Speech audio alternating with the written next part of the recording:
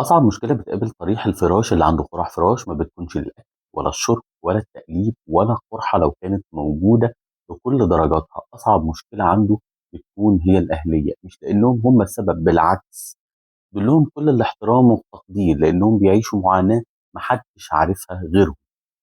والنهاردة أنا جاي أتكلم عن أهلية قرح الفراش. أنتوا أبطال بطولة محدش يعرف عنها أي شيء، ومفيش أي حل لقرح الفراش غير إن إحنا نتجنبها.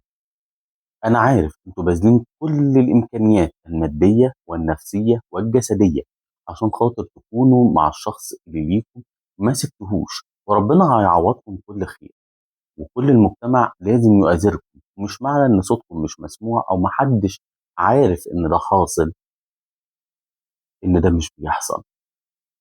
الحقيقة إن كل حد عنده حد طريح فراش بطل بطولة لا يعلم عنها حد عنها شيئا، وربنا هيعوضه كل خير.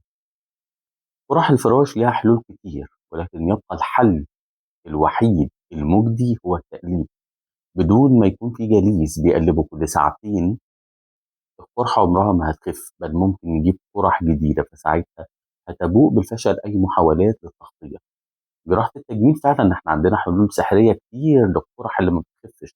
نحقن دهون، اكزوزومز، عوامل نمو، ونعمل عمليات زي الشرائح الجلدية والسدائل الجلدية سواء الحرة أو الموضعية عشان نغطي المكان ده. نستخدم باك أو ما نستخدمهوش، أو نستخدم الألجينيتس والغيارات الحديثة المطورة اللي بتسحب كل الإفرازات اللي بتطلع من الجسم، ونعمل تحويل مسار براز إن على الأمر لو الشخص ده ما بيقدرش يتحكم في البراز.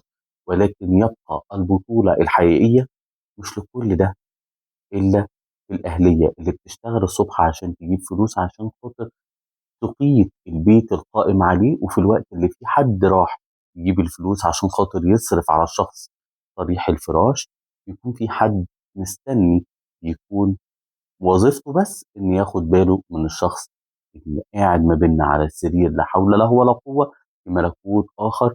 وأول لما الشخص ده بيجي مش بيرتاح، بياخد مكان الشخص اللي كان سهران، وهلم دواليك يبدلوا مع بعض. بطولة للأهلية مطلقة محدش عارفها ولا حد هيقدرها غير اللي عايش فيها. حياة الأهلية دي بتقف، ولو اختاروا إن هم يشوفوا حياتهم ويسيبوا اللي على السرير، لكن ضمائرهم ما بتسمحش. ربنا ما يدخلش حد في تجربة، وفي ناس كتير عايشة تجارب زي ديت. يمكن ربنا شاء إن دول يعيشوا النوع ده، فكل واحد بيحارب في حرب لا يعلم أحد عنها شيء، فرفقا ببعضنا لبعض، فكلنا يحارب في هذه الدنيا. مهمتنا إن احنا نساعد بعض ونكون خفاف على بعض في الرحلة دي. وربنا يبارك لكل حد عنده حد بيعاني من قرح فراش.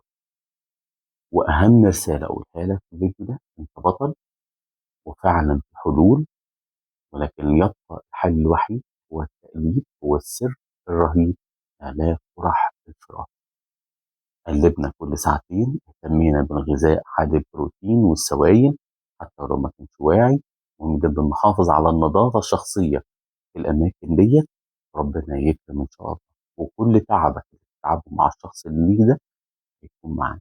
ومهم جدا المؤسسات الخيريه تهتم بالناس دي، لان دي اللي ملهاش صوت.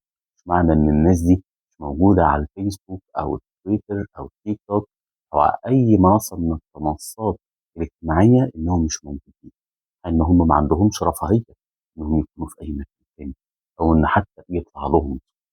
فلازم نكون احنا صوت.